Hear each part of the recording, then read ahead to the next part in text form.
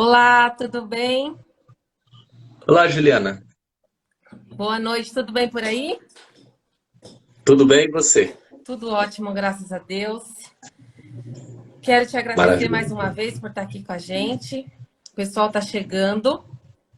Quem está assistindo aí vai mandando para o pessoal compartilhando, porque o Instagram tem reduzido muito o nosso alcance, né? A gente trata de assuntos, Ah, é? muito, pastor, muito. Assim, a gente tem feito lives e a notificação não tem aparecido para as pessoas que a gente está fazendo a live. A gente tem postado e tem alcançado um número muito menor, mas a gente faz e depois tem o pessoal que assiste, né? Então, mas o Instagram, principalmente com esse lance de eleição nos Estados Unidos, eles vão fazendo uma varredura em tudo quanto é conteúdo conservador, conteúdo cristão, e eles vão dando uma derrubada, tá? Ah, é? Então, acredite, a gente está tendo uma diminuição muito grande assim no alcance, a ponto das pessoas falarem: ah, eu não estou recebendo notificação das suas postagens, não estou recebendo a notificação das suas lives, mas estamos aqui e se Deus quiser vai dar tudo certo. Então, quem estiver assistindo a gente, manda aí o aviãozinho, compartilha com o pessoal, tá? Que está aqui assistindo. Passa para eles aí essa live que a gente está fazendo. Hoje a gente vai falar sobre perfeccionismo, tá? Então, vou colocar aqui até a imagem, ó. A gente vai falar sobre perfeccionismo, né? Com o Alcione Merick. Eu vou já apresentar ele para vocês. E aí a gente vai ter algumas perguntas aqui já para responder. Então, já é bem bacana que tem um pessoal que já interagiu com a gente lá. Tem as perguntas para responder e já vou te fazer essas perguntas. Mas antes, queria te apresentar para o pessoal que está aqui, que ainda não te conhece. Eu creio que a maioria te conhece, mas falar um pouquinho, até para quem vai ver depois, sobre o pastor Alcione, que é teólogo, é filósofo, é psicoterapeuta, escritor, conferencista, palestrante, social media também. Eu tô vendo ele postar bastante coisa ultimamente. Então, as qualidades estão aí só aumentando, né? E passar para vocês, ele tem alguns títulos, eu não tenho todos, tá, gente? Mas o que eu tenho, eu vou expor aqui para vocês, dizer para vocês que vocês podem entrar. Os seus livros estão todos disponíveis na editora Jocum, certo? Isso tem na Amazon também? Tem na Amazon e na editora Jocum. Eu tenho aqui alguns títulos. Heranças do Passado, tá? Para quem trabalha com libertação, quer entender um pouquinho mais sobre isso, esse livro é muito interessante. Reconstruindo o Caráter Ferido, esse livro aqui, eu acho que eu tenho duas versões dele, inclusive. Eu tenho um que é uma outra capa, e tenho essa, que é já uma outra versão, né? Mas esse livro aqui é muito bom, tá? Principalmente para quando a gente está estudando, que faz a gente refletir sobre as camadas de distorção aí no nosso caráter. Coisas até que a gente não sabia que era ferido, que era consequências de um caráter ferido, a gente começa a descobrir. Esse livro aqui chamado Contaminação Espiritual, que ele é sem palavras, principalmente para quem vive no meio religioso, tá? É bem importante e interessante essa leitura. Esse livro que foi um dos livros que eu fiz o meu trabalho na época de curso, tá? Não só lá no Secrai, mas na igreja também, que é Físico, Psicológico ou Espiritual, como identificar a raiz do problema. Então, esse livro foi para mim muito esclarecedor.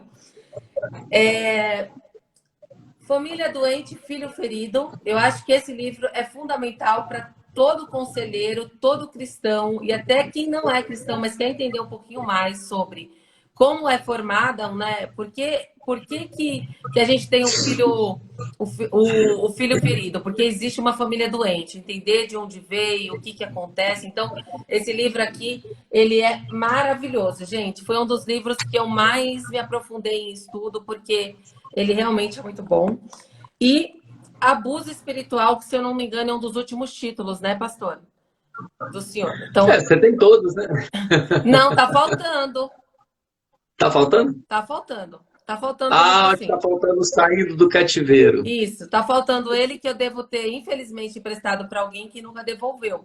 Mas eu tinha todos os livros, tá? Porque a gente, quando pega essas obras, são obras que a gente não vai ler e colocar na prateleira. Na vida do conselheiro, na verdade, a gente está sempre fazendo uma reciclagem e sempre aparece um assunto que a gente volta, consulta e vai aprendendo com as histórias que vão aparecendo, né, pastor? E vai, claro, buscando ali nos maiores conselheiros que a gente conhece hoje, com formação, né, de libertadores, porque tem muitas pessoas que não têm as suas obras literárias, não têm cursos. Então, o pastor Alcione, ele também é diretor do Secrai. Então, ele tem um curso do Secrai e eu estou acompanhando aí diariamente que ele está postando o lançamento de alguns cursos pela plataforma online. É isso, pastor? O senhor está lançando alguns Isso, a gente cursos, né? criou a gente criou uma plataforma de vários cursos, né? Depois, Uhum. quem quiser pode entrar lá no nosso site, secrai.com.br. Isso. E lá tem todas as informações para vocês que querem fazer algum curso ou pegar algum desses módulos. Ainda tem Isso, o curso presencial em São Paulo, Rio de Janeiro e sim, Vitória? sim. Mas Tem. agora está em EAD, né? Por causa da Uhum. pandemia, né? Mas eu acho que ano que vem já retorna Já presencial. retorna, tá. É que presencial é maravilhoso, né? A gente tem a oportunidade de ter aula com professores que a gente jamais teria acesso se não fosse através desse curso, né? E constantemente também, o pastor Alcione está fazendo algumas postagens. Eu acredito que ele vai estudando e aquelas coisas vão despertando nele algumas elucubrações sobre o assunto e ele vai postando e é muito interessante. Então, quem ainda não segue, vai lá, segue o pastor Alcione, tem um Facebook, tem um Instagram. E o pastor Alcione também atende online, faz atendimentos online, tá? Então, quem tiver interesse lá na bio do pastor, tem o telefone para vocês entrarem em contato e tentarem uma agenda aí, mas no final a gente também pode deixar. Ou o pastor manda depois o telefone que eu fixo aqui nos comentários, certo? Tá certo. Vamos falar daquilo que a gente nos propôs, né? Que agora eu acho que já deu tempo do pessoal ir entrando aí. Gente, vai compartilhando, a gente está tendo uma queda muito grande de alcance, mas se vocês ajudarem a gente aí e compartilhando a live aqui nesse aviãozinho com as pessoas que vocês conhecem, que precisam ouvir sobre o tema ou que querem saber um pouco mais sobre o tema, para a gente poder alcançar mais pessoas, tá? Então, eu vou pegar desde já as perguntas que eu tenho aqui do pessoal que mandou mesmo lá nos nossos stories, tá? Então, a primeira coisa que o pessoal quer saber é se o perfeccionismo é um defeito ou uma qualidade. Tá, essa é uma boa pergunta. O perfeccionismo, ele é uma patologia, ele é um problema. Porque é o Uhum, seguinte, toda emoção, todo comportamento em excesso, ele faz mal. uhum, Então, vamos dizer assim, quando a gente atende as pessoas, nós vemos, por exemplo, o que é a depressão? A depressão é o excesso da tristeza. uhum, Né? O que é alguém que tem um transtorno de pânico? É alguém que tem excesso de medo. O uhum, que é um pai superprotetor? É um pai que protege em excesso. O uhum, que é um pai que mima excessivamente? É alguém que ama em excesso. E assim vai, alguém que é dependente psicológico, ou seja, não se ama e fica dependente do outro. O perfeccionismo seria o excesso da perfeição. uhum, Tem uma passagem bíblica que retrata muito bem isso em Eclesiastes, quando Salomão fala: não sejas demasiadamente justo, uhum, nem exageradamente sábio, porque te destruirias a ti mesmo. Então, uhum, repare que a ideia de Salomão não é que você não seja justo, mas ele diz: cuidado com o excesso. Então, uhum, esse demasiado. Então, veja, o desejo de ter uma vida ética, moral, correta é legítimo, mas o uhum, perfeccionismo é o excesso. é o que transborda. Uhum. Então, um sujeito perfeccionista é aquele cara que vai olhar a vida dele com uma lupa. Uhum. Ele vai olhar com excessos. E aí ele vai enxergar coisas demais. Então, a vida dele vai acabar virando um inferno. Uhum. Principalmente, então, se ele tiver uma vida espiritual, uma vida religiosa. Ou seja, vai virar um inferno, porque quando ele for falar com Deus, ele vai se sentir culpado. Quando ele for fazer qualquer coisa, ele vai se sentir culpado. Por quê? Porque ele sempre vai se ver Uhum. aqui. Sempre ele vai se ver como alguém em débito, em dívida. Porque a mentalidade perfeccionista, ela é insaciável. E como eu não alcanço a perfeição, então eu estou sempre me sentindo mal. Aliás, eu gosto de fazer uma... Então, respondendo a pergunta, o perfeccionismo é patológico. Aliás, uma coisa que eu vi... Eu estou terminando agora uma pós em terapia cognitivo-comportamental e é uma coisa interessante. A professora sempre coloca isso e a gente vê isso na clínica. Perfeccionismo é característica frequente de depressivos e ansiosos. Quando você vai atender portadores de transtornos psíquicos, o perfeccionismo é uma das coisas mais frequentes. São pessoas que se cobram muito, que se culpam muito, e aí a ansiedade vai lá para o alto, ou o sujeito se sente triste porque não alcança o que ele quer, e aí quando isso vai para a vida religiosa, aí que vira um inferno. E do perfeccionismo para um toque, para um transtorno de obsessão ou um toque religioso, é um pequeno passo. Então, assim... o perfeccionismo é um problema e ele não é aconselhável. Então, como eu disse, ele é um exagero. Uhum. Ele vai para o outro extremo, né? Porque, assim, quando a gente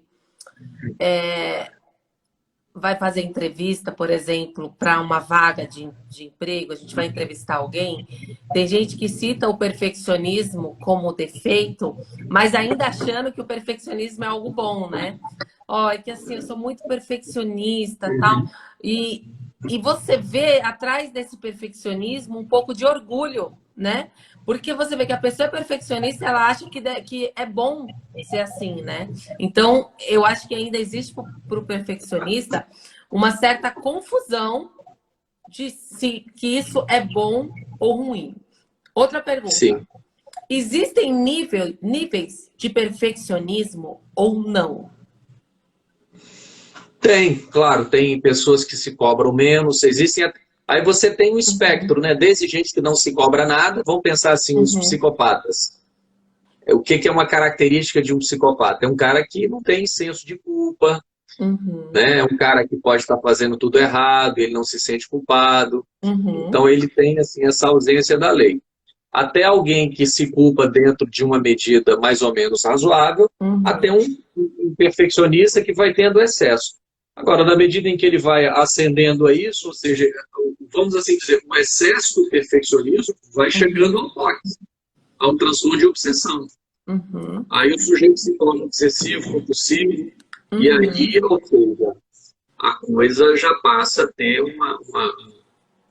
um problema muito maior, porque já, vamos assim dizer, já é um perfeccionismo clínico, né? Ou seja, já é alguém bastante doente. Então, você vai atender as pessoas que têm características perfeccionistas, são pessoas muito pesadas, são pessoas que não se acolhem, elas não são misericordiosas nem com elas mesmas. Elas se cobram muito, né? Sim, então elas não são acolhedoras, elas se punem. É como se a pessoa tivesse com um chicote na mão e ela está se batendo, se batendo, se batendo, se batendo.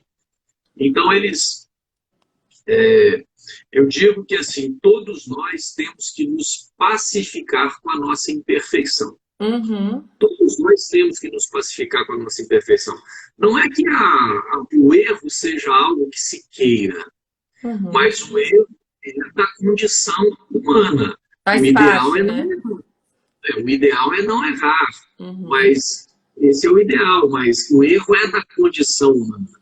Então, quando essa condição humana limitada te gera muito sofrimento, então nós temos aí o perfeccionismo clínico. O sujeito começa a sofrer por causa disso, e aí isso pode acarretar quadros depressivos, quadros de ansiedade, até pessoas que fazem toque. por exemplo, nos meus atendimentos, é muito comum. Eu atendo muito ansiosos, tem depressivos, mas tem muita gente com toque, muitos cristãos com toque. Pessoas altamente com grau elevadíssimo de perfeccionismo. Gente que ora, são pessoas que se cobram muito. E aí isso passa a ter um fator patológico. Sim. Existe diferença, o senhor consegue diferenciar alguém que é extremamente detalhista ou exigente de um perfeccionista? Se sim, aonde que está essa maior diferença? Então, você tem um perfeccionismo, por exemplo, eu tenho uma personalidade mais perfeccionista. Né? Eu tenho uma personalidade que pende mais para o perfeccionismo, um certo detalhismo, né? Meticuloso, seria mais meticuloso. Eu já tive muitos problemas com o meu perfeccionismo. Por exemplo, eu com 22, 23 anos de idade, eu fiz um burnout terrível. E sempre uma consciência muito perfeccionista, muita culpa. Então, eu vivi com isso bastante tempo. Então, hoje, assim, eu fui tomando consciência e aí eu fui maneirando as cobranças. E isso foi bom também para o meu casamento, foi bom para os meus funcionários, que eu era um terror. Mas, assim, eu ainda tenho um perfil meticuloso. Então, eu gosto de fazer uma distinção entre excelência e perfeccionismo. O que difere excelência de perfeccionismo? Excelência é assim, você dá o seu melhor, mas sabe que não é perfeito, e termina em paz. Né? Supera, então, né? Em outras palavras, supera. Sim, eu dei o meu melhor, entretanto, eu estou consciente que o meu melhor não é perfeito, e aí eu termino em paz. O perfeccionista não, ele dá o melhor, mas ele nunca terminará em paz, porque assim que ele termina, ele já tem uma lista de coisas de que ele não fez isso, deixou de fazer isso, e aí, ou seja, é um problema muito sério. Então, assim, você tem um espectro, né, desde gente que tem um certo grau de meticulosidade, que até, claro, para algumas empresas isso é bom. Muitas empresas gostam de funcionários bastante perfeccionistas, né? Então, isso numa certa medida, até certo ponto, pode ser bom, mas o excesso disso pode começar a gerar transtornos e chegar até em pessoas que têm um toque. Um transtorno de obsessão, de compulsão, aí o cara começa a ficar muito obcecado por perfeição. Outra pergunta que a gente tem aqui. Atrás de um sujeito perfeccionista, existe um sujeito inseguro? Então, a gente na psicologia, uma das explicações para o perfeccionismo é que a gente chama que ele é uma estratégia compensatória, vamos assim dizer. O sujeito ele pode ter uma crença de que ele é incapaz, de que ele é incompetente, e ele desenvolve o perfeccionismo para tentar suprir isso. Então ele estuda, faz, porque no fundo ele se sente incompetente, ele se sente incapaz. Então o perfeccionismo entra como uma estratégia para remediar esse sentimento de incapacidade. Mas ele pode também se sentir não amado. Então ele faz para aparecer. Ele faz para chamar atenção, faz para receber elogios. Então veja, o perfeccionismo ele pode ter funções específicas, né? E raízes, né? Raízes diferentes. Tem raízes diferentes, motivações, como eu disse, ele é uma estratégia. Eu uso ele para suprir uma área de incapacidade, de não amabilidade, uma série de coisas. Agora, se pode ser uma personalidade insegura, acho que sim, possivelmente deve ter um aspecto de insegurança, até porque ele precisa se cercar de todas as possibilidades para tentar se sentir seguro, só que isso sempre escapa. Ele nunca consegue abarcar a perfeição e novamente volta à crise dele. Entendi. Outra pergunta que a gente tem aqui. Uma pessoa perfeccionista, ela pode acabar se tornando um procrastinador das coisas? Por nunca conseguir chegar no nível de perfeição que ele acha que ele deveria ter chegado? Exatamente, pode sim. Então, assim, se não for para ser perfeito, eu nem começo, vamos assim dizer. Enquanto não ficar perfeito, ou se não for... se não for nem para ficar perfeito, né? O sujeito pode ter uma crença mental de que o que ele fizer ele tem que fazer com total perfeição, e aí ele pode ter algumas posturas. É claro, se eu for fazer isso vai precisar de muita perfeição, então ele vai adiando, porque vai exigir muito sacrifício, tem que ficar muito bom, aí ele vai adiando. Então, o perfeccionismo pode levar o sujeito à procrastinação, e aí ele fica adiando, né? Por exemplo, a pessoa antes de enviar um e-mail que verifica aquilo não sei quantas vezes, tenta achar não sei quantos erros, e como ele vê que aquilo não está contento, ele vai postergando para entregar, ou às vezes nem faz. Às vezes ele já se até mesmo sabota. porque ele nunca consegue estar satisfeito, né? Sim, exatamente. O perfeccionista clássico, ele é um sujeito incontentável. Nada supre. Perfeccionismo e religiosidade. Então, a relação do perfeccionismo com a religiosidade faz um casamento perfeito. É um casamento perfeito do ponto de vista da patologia. Porque a religiosidade tem regras. E o perfeccionista gosta de regras. Lembremos aqui que os fariseus, por exemplo, eles tinham mais de 600 regras. Então, as regras vão se multiplicando. E o perfeccionista quer cumprir todas as regras. Ele quer ser o expert, ele quer ser o the best, né? O máximo. Então, vai ser muito comum pessoas religiosas. Aliás, o religioso, quando adoece, ele tem já um pé no perfeccionismo, normalmente. Porque há uma relação da espiritualidade com regras, com normas, e o perfeccionismo quer levar essas normas a afinco, né? Ele quer cumprir as normas. Só que ele quer cumprir com tanta perfeição que ele acaba se embaralhando. E a gente costuma dizer que um perfeccionista ele se sente condenado quando ele não faz, mas ele se sente condenado também quando ele faz. Por exemplo, se ele não ora, ele se sente condenado. Mas se ele ora, ele também se sente condenado porque ele deveria ter orado mais. Se ele não oferta, ele se sente mal, mas se ele oferta, ele também se sente mal porque ele deveria ter feito mais. Então, veja, ele vai se sentir culpado nos dois campos. Então, há sim uma relação de religiosidade com perfeccionismo, e é muito comum. Aliás, existe um autor na linha evangélica chamado Dave Simmons, também Mark Bulbeck. Esses autores, o Simmons foi um grande autor na área do aconselhamento cristão, por interior no Brasil, Mark Bulbeck também nessa área. Tem alguns livros, inclusive, que o senhor cita eles, né? Sim, como referências. São autores que afirmam que o perfeccionismo é uma das doenças mais frequentes dos nossos cristãos evangélicos. Então, eles argumentam e afirmam que os evangélicos têm uma suscetibilidade à consciência perfeccionista e à culpa.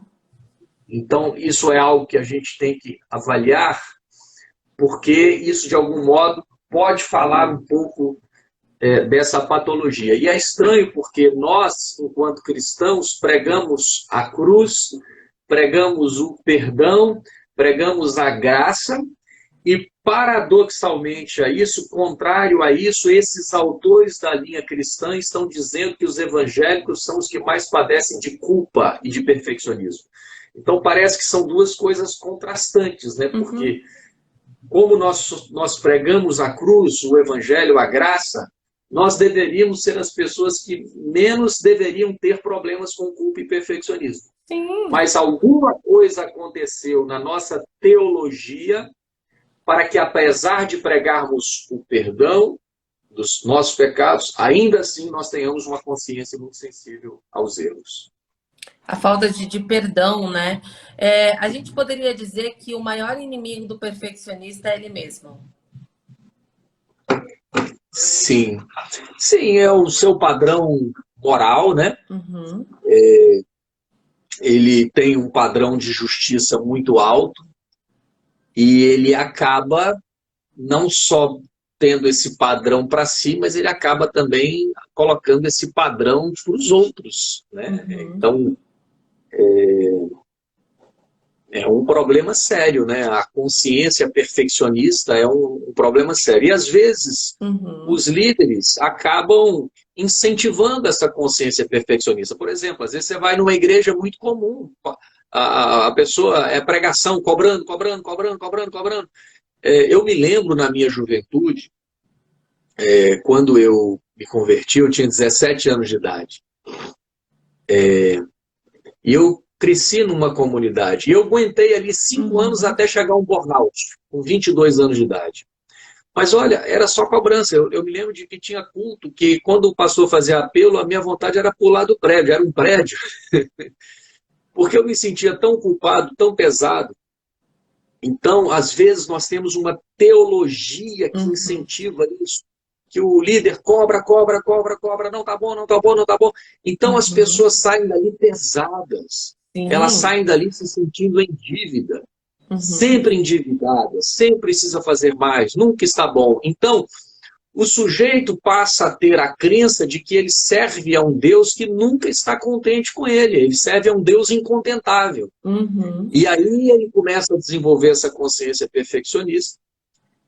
E aí isso pode ser um prato cheio para doença mental, para depressão, para ansiedade, para o estresse, para a fadiga crônica. Né? E aí a religião passa a ser uma ferramenta de adoecimento. Veja, a espiritualidade, a religiosidade, quando ela é bem vivida, hoje isso está provado. Você tem, aliás, várias correntes dentro da psicologia que estudam e falam dos benefícios da fé. Por exemplo, não é à toa que nos hospitais você tem abertura lá para o líder religioso entrar, orar pelas pessoas. Não é porque eles são bonzinhos, não. É porque eles sabem que a fé, até do ponto de vista da ciência, isso tem efeito no inconsciente, na saúde mental, quando as pessoas oram, recebem oração, quando elas confiam em Deus, né? A pessoa, ela está ansiosa, ela fala, não, eu entrego essa causa ao Senhor. Então, isso alivia a ansiedade. Por exemplo, a pessoa tem na mente assim, não, Deus perdoou todos os meus pecados. Isso é sarador, isso produz saúde mental, isso traz cura. Né? O cara veio de um passado horrível, mas ele fala, Jesus Cristo lavou os meus pecados. Então, isso é para limpar, para tirar a culpa da doença. Então, tudo isso gera saúde. Agora, se ao invés disso, eu estou dizendo para o cara, você não está bom, nunca está bom, peso, esse modelo de espiritualidade, ao invés de gerar saúde mental, vai gerar doença. E aí, esse sujeito pode entrar num ciclo de adoecimento e daqui a pouco ele vai precisar de um psicólogo, de um psiquiatra e a quantidade de pessoas que a gente atende nesse contexto é grande. Só para você ter ideia, na minha humilde agenda, eu tenho quase 30 pessoas esperando atendimento.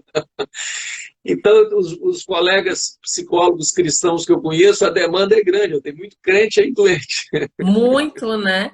E deixa eu te perguntar uma coisa. Todo perfeccionista tem um pé na ansiedade? Sim, o perfeccionismo ele vai gerar ansiedade, porque o sujeito ele vai achar que nada está bom, que ele precisa de mais, né? Eu gosto muito de comparar o perfeccionismo àquele salto com vara, que o sujeito salta, e ele erra, salta, ele erra, salta, erra, e quando ele acerta, vem um cara lá e levanta a vara, ou seja, ele tem um pequeno momento de alegria, mas daqui a pouco ele volta a se frustrar, ele volta a se frustrar, ele volta a se frustrar. Daqui a pouco ele tem um acerto, mas aí já vem alguém e levanta um pouco mais a vara, ele volta a se frustrar.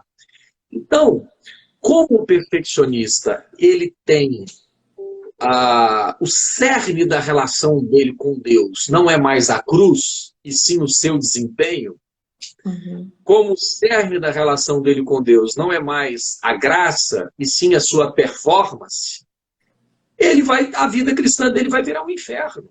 Eu me lembro da minha história. Quando eu dobrava o meu joelho para orar, Meu Deus, eu lembrava de tudo, não fiz isso, não fiz isso, não falei com fulano, ih, meu Deus, tem que falar com meu pai, meu Deus. Aí chegava aí o que começou a acontecer comigo? Eu comecei a desenvolver uma dor de cabeça terrível.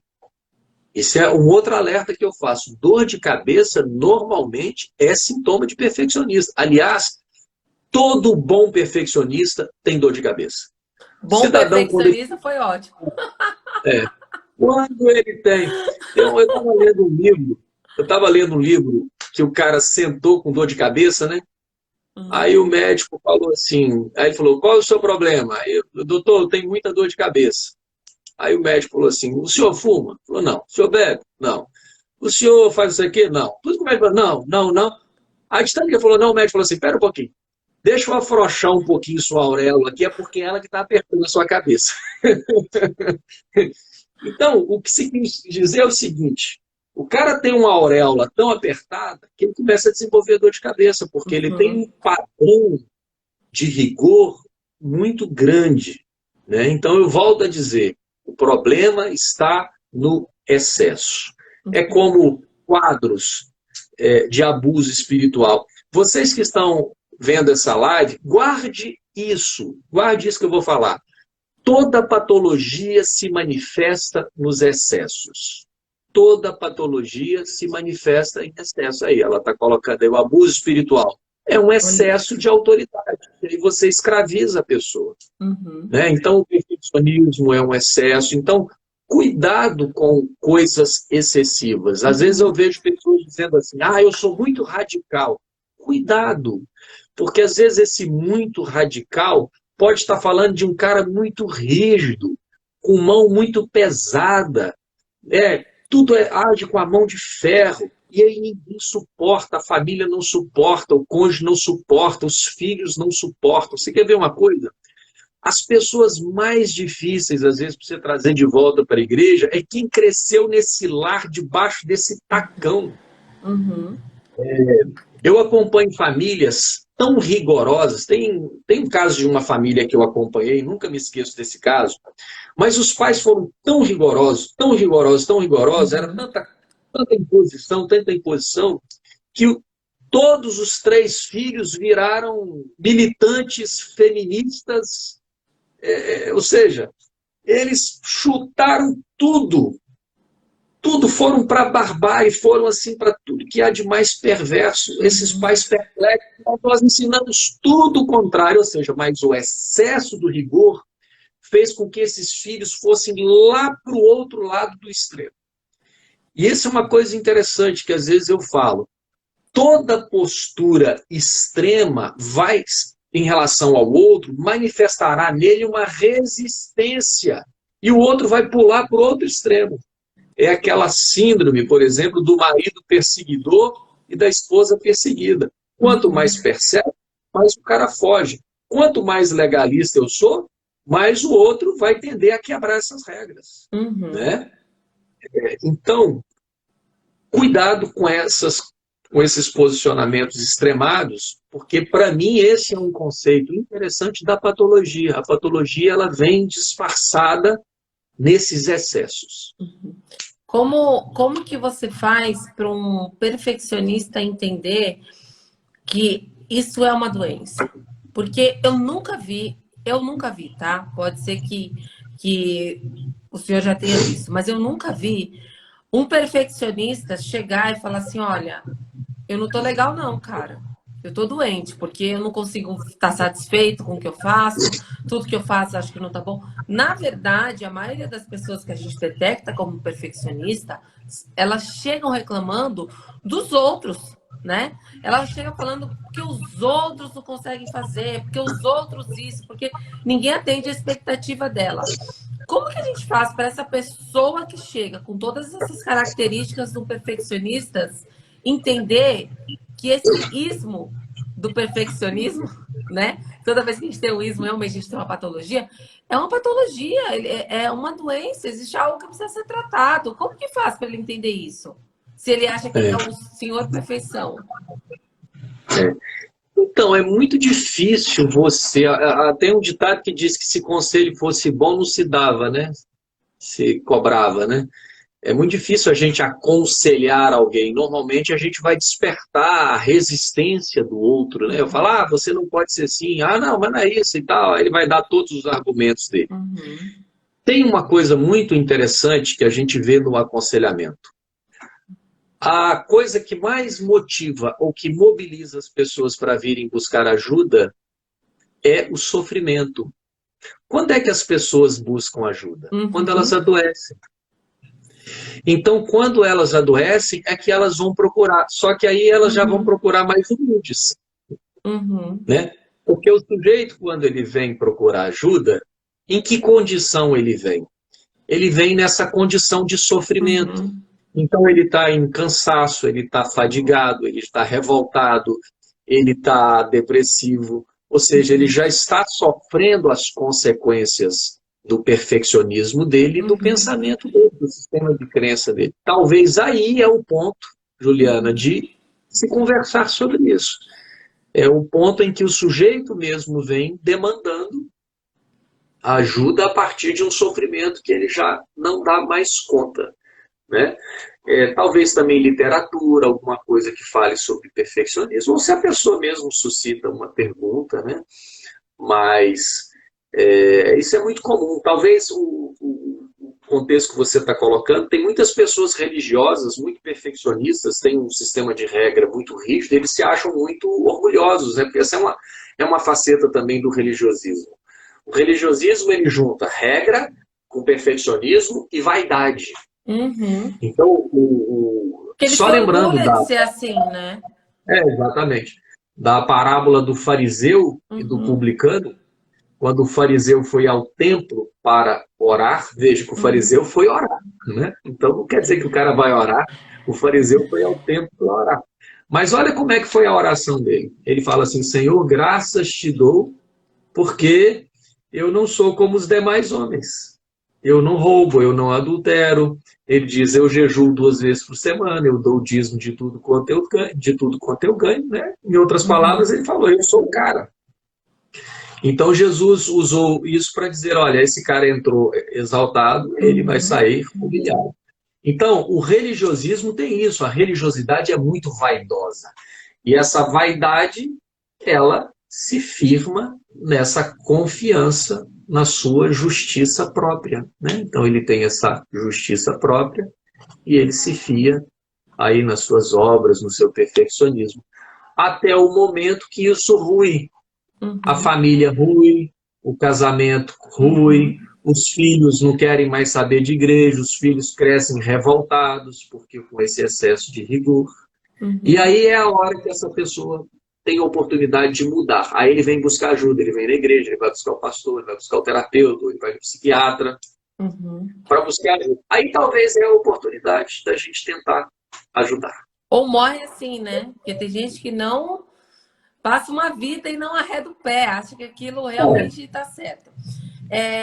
Existe uma diferença entre uma pessoa muito organizada e o perfeccionista, porque as pessoas tendem a confundir muito isso. Eu vou te dar um exemplo. Tem gente que se ele chegar no teu armário e ver que o teu armário não estão com as roupas organizadas por classificação de cor, ele já fica apavorado.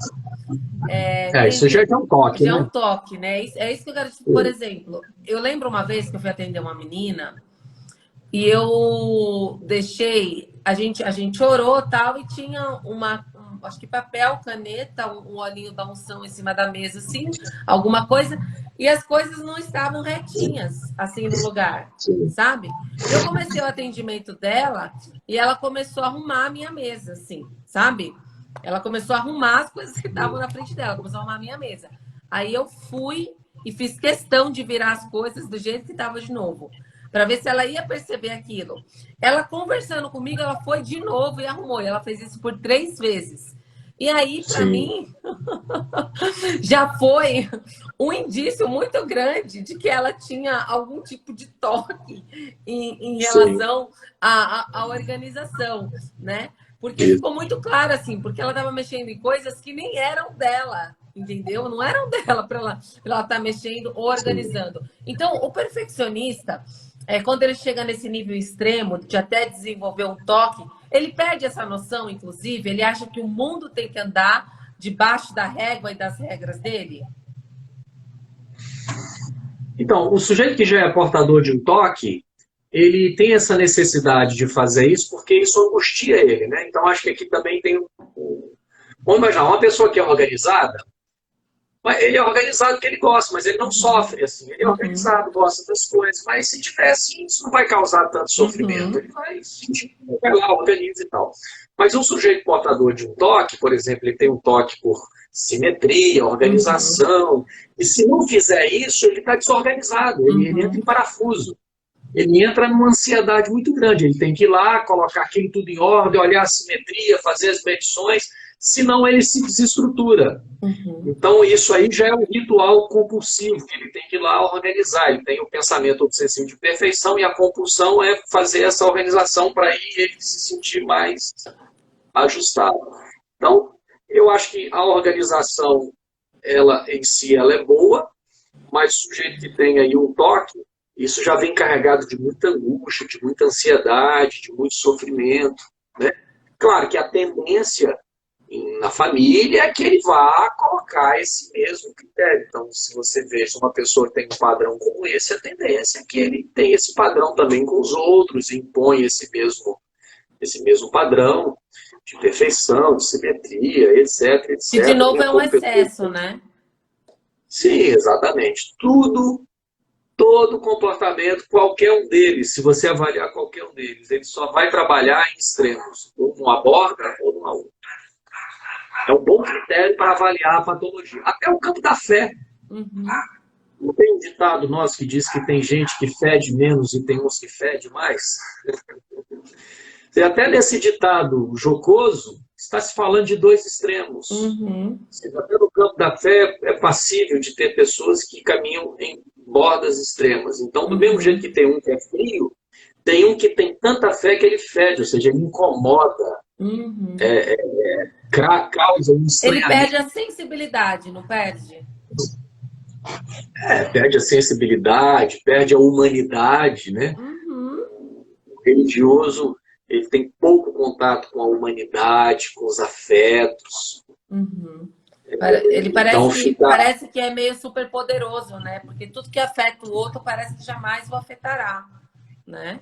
Sim, aí já é o religioso, o fariseu, o religioso debaixo da contaminação, ele carrega essa característica também da vaidade, né? Porque a religiosidade, ela tem... Porque vamos assim dizer, Juliana, você pode ter um perfeccionista clínico, patológico, que sofre, que ele não tem, vamos assim dizer, necessariamente este orgulho.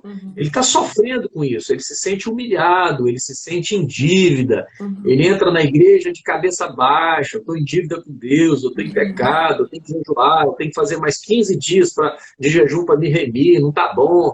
Então esse é o perfeccionista que sofre muito. O outro seria também um outro modelo, talvez, de perfeccionista, é mais o religiosão orgulhoso. É aquele que já entra na igreja, olha as pessoas de cima para baixo, é aquele que vai dar muita chicotada nas pessoas, é aquele que se acha muito bom, é aquele que vai proclamar os seus jejuns de púlpito, que, olha, essa semana eu vou tirar 15 dias de jejum, glórias a mim, aleluia eu. Então ele já tem aquela espiritualidade bastante orgulhosa. Então, ele ainda tem essa característica perfeccionista religiosa.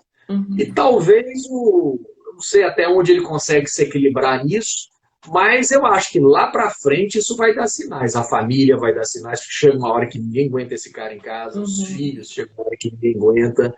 E aí esse cara vai apresentar a tendência que, com o tempo, esse perfeccionismo religioso vai ruir e vai apresentar sintomas. Tem algumas perguntas aqui, muito mais em relação a como lidar com isso. Uma delas é: o perfeccionismo é uma patologia que se cura com tratamento terapêutico ou é preciso alguma inserção de medicamento? Então, se a pessoa tiver os medicamentos, uma coisa mais amena, Uhum, um perfeccionismo que não chega a um toque, ele pode se tratar, a própria palavra, a pregação, ele pode ir se recondicionando na mente dele, se apropriando uhum, do perdão de Deus. Então, por exemplo, na minha vida, né? uhum, Claro, eu também fiz terapia, me ajudou bastante. Mas eu fui ler, eu fui pegar livros que ensinavam da graça. Por exemplo, tem um livro maravilhoso do Charles Swindoll chamado Despertar da Graça. Eu uhum, fui entender que realmente eu já havia chutado a graça para fora da minha vida há muito tempo, que a uhum, minha vida era toda baseada no meu desempenho, era o que eu uhum, fazia para Deus. Então, eu não lembrava mais da graça, eu só lembrava de mim. Então, era uhum, eu e eu com Deus, não tinha mais a cruz. Então aí eu comecei a resgatar isso, a graça, o amor de Deus, a misericórdia. uhum, Então tudo isso foi renovando a minha mente e refazendo esses conceitos. Tá? uhum, Agora, se o sujeito tem um perfeccionismo já muito complicado, aí talvez a psicoterapia possa ajudar, e se isso beira ao toque, a terapia também pode ajudar, e em alguns casos, se é um caso mais grave, aí pode ser que a medicação também possa ajudar. A medicação pode equilibrar, regular mais o pensamento em casos mais complicados. Né? E outro sujeito vai se tratando, a terapia pode tratar, mas em casos mais graves, acho que a medicação pode ser importante. perfeito. Então, a partir do momento que a pessoa se identifica, vê que ele se cobra muito, ele nunca está satisfeito com nada, porque tem gente que você fala, meu, nada satisfaz essa pessoa. Você pode fazer exatamente o que ele pediu, que não tá bom, ou se não foi ele que fez, também não tá bom. E essa pessoa não consegue entender isso. Ela acha que ela só está querendo entregar algo com excelência. E quando isso vem para o campo religioso, eu acho que a gente precisa muito tocar nesse assunto. Isso se torna uma carga muito mais pesada para quem está embaixo de uma liderança de alguém perfeccionista. Porque a Sim, partir desse momento, parece que você não. Te dá a impressão ou te remete que, inclusive, você nunca vai conseguir agradar o próprio Deus. Tamanha sim, exigência que você sofre. E aí, a gente vê pessoas que não tinham nenhum problema sei lá, de um caráter um pouco mais sério, patológico, e começam a desenvolver alguns rituais típicos de ansiedade, de abuso mesmo, por conta de alguém que está ali na liderança dele que é perfeccionista. E que provavelmente esse cara nunca encontrou a graça na vida dele, porque a partir do momento que você entende o que é a graça, você entende que realmente você nunca vai ser suficiente, né? É por isso que Paulo diz sim. que a graça o bastava. Porque, de fato, se nós olharmos para a nossa vida, a gente tenta melhorar a cada dia, mas todo dia a gente erra numa coisa diferente, tem coisas que a gente erra todos os dias, e assim, se eu não entender que a graça me alcança, né, e me livra daquilo que eu deveria merecer, eu vou viver me culpando para o resto da vida e nunca vou ter dentro de mim a Juliana que se ama, a Juliana que é amiga dela mesmo. Por quê? Porque ela vai estar sempre cobrando dela um nível de perfeição.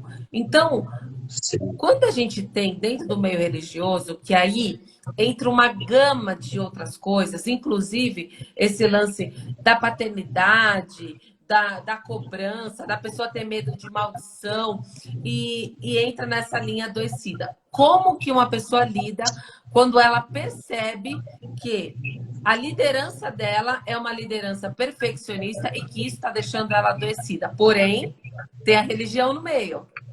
E ela, inclusive, não pode chegar no líder e falar para ele, ó, você está passando do limite. Como que lida com isso? Olha, infelizmente existem igrejas, pastores bastante doentes, né?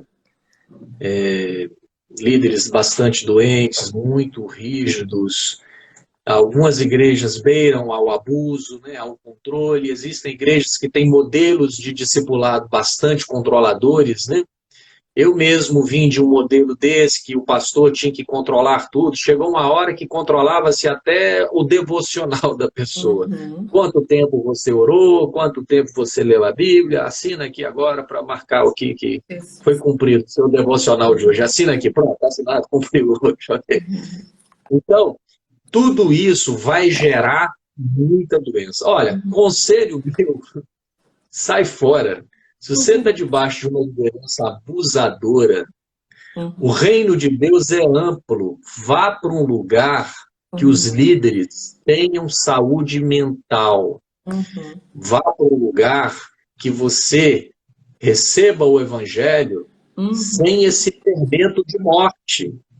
Então vá para um lugar que seja um lugar leve. O que que Jesus disse? O meu jugo é suave e o meu fardo é leve. Eu, quando escrevi meu livro, eu li esse texto, eu me fiz essa pergunta.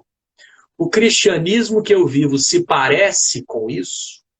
É um Uhum. jugo leve? Não era um jugo leve, eu vivi um jugo terrível. Uhum. Eu via que eu estava debaixo daquele texto, ai de vós, escribas, intérpretes da lei, que sobrecarregais as pessoas com fardos superiores às suas forças. Eu Uhum. estava debaixo de um fardo. Agora, o problema é que depois eu virei líder e eu também comecei a colocar fardo nas pessoas. Porque é assim, né? Filho de peixe, peixinho é. Só que aí chega uma hora que você adoece. E graças a Deus que a gente adoece. Quando a gente está fazendo errado, é bom que a gente adoeça. Porque a doença nos para, a doença nos reprova. A doença diz assim: chega, agora chega, para, você não tem nem mais saúde, seu casamento já degringolou, você já não tem força mais, chega. O seu modo de viver está reprovado, tem que buscar um outro modo de viver. Então, Uhum. foi nesse contexto que eu, pessoalmente, comecei a investigar a mentalidade religiosa e eu vi que religiosidade Uhum. patológica, teologia contaminada, mata. Então, a pessoa tem um líder abusador, um líder. Claro, não tem líder perfeito, né, Juliana? Uhum. A gente também Sim. não tem que ter esse ideal de ter um líder perfeito. Uhum. Mas se você tem um líder muito doente, um líder muito legalista, olha, busca um lugar. Reino de Deus é amplo. Um lugar Uhum. que tenha saúde, que o Evangelho vai te inspirar, que o Evangelho Uhum. vai te projetar, que o Evangelho vai te dar Uhum. saúde espiritual, psicológica. Agora, às vezes a pessoa está no lugar, ela só apanha, apanha, apanha, cobrança, cobrança, cobrança, julgo, julgo, julgo, controle, controle, controle. A pessoa vai adoecer, não tem outro jeito, porque essa informação vai entrando, vai entrando, vai entrando. Chega uma Uhum. hora que você não aguenta. Uhum.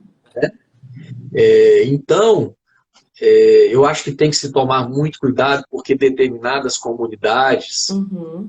elas podem causar prejuízo. Então, a gente tem que estar num lugar que gere saúde, não que gere doença.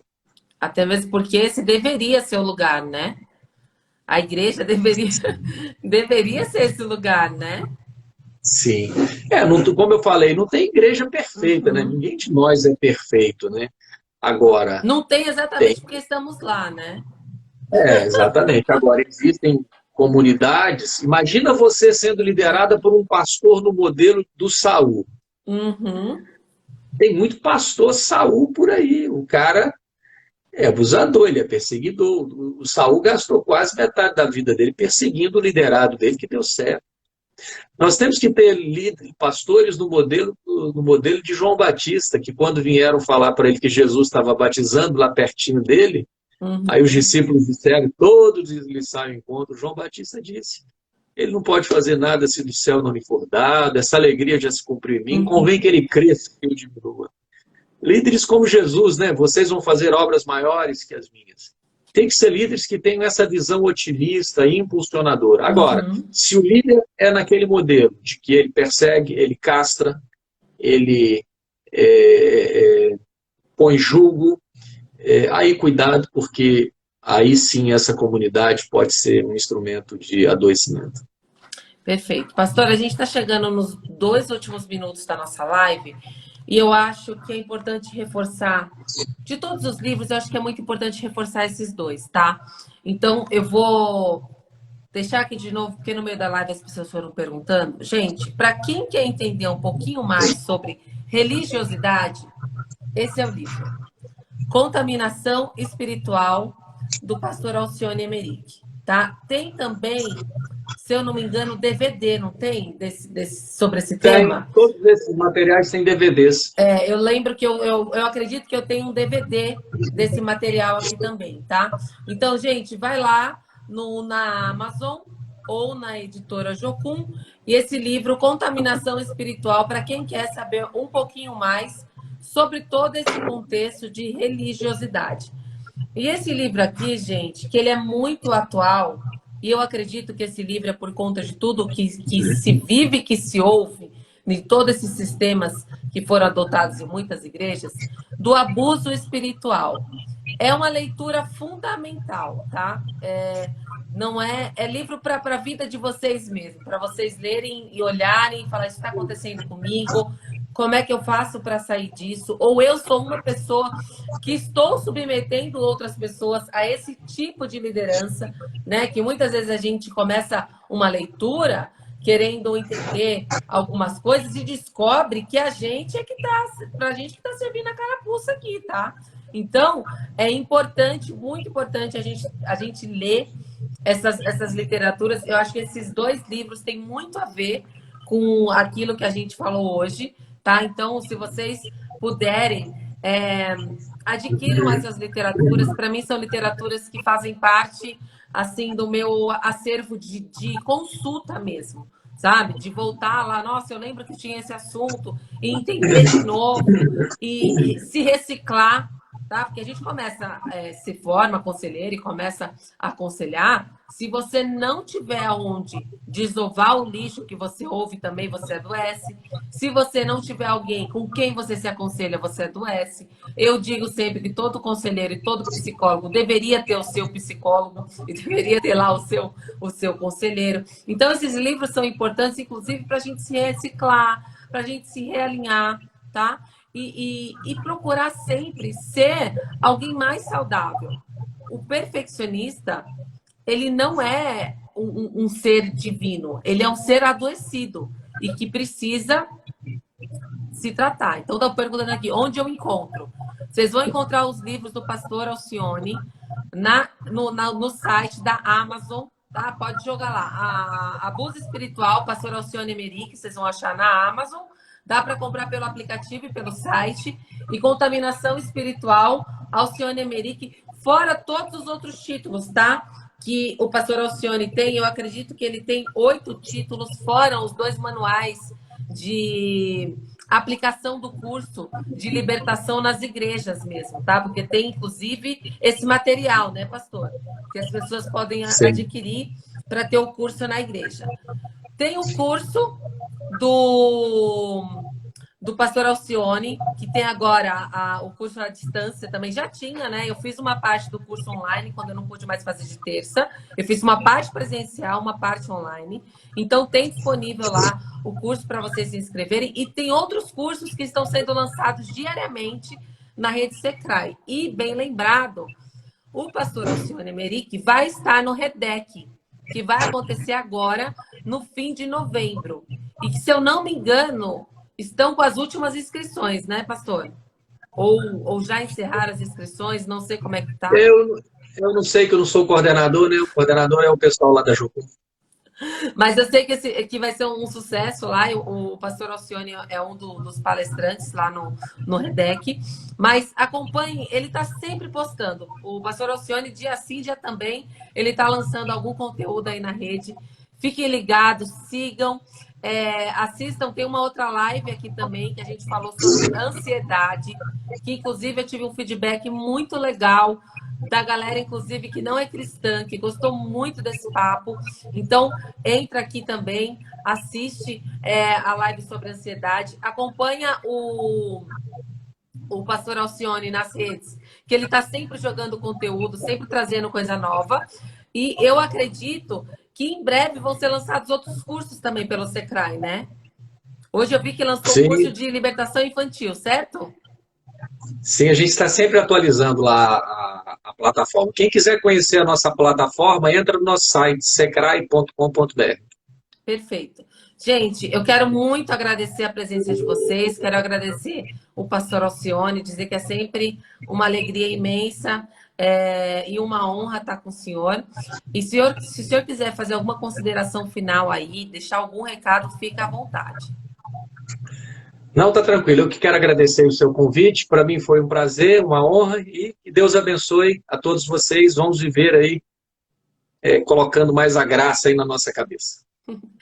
Obrigada, querido. Deus abençoe. Uma boa noite. Fica com Um Deus. Tchau, abração. tchau. Obrigado. Um abraço.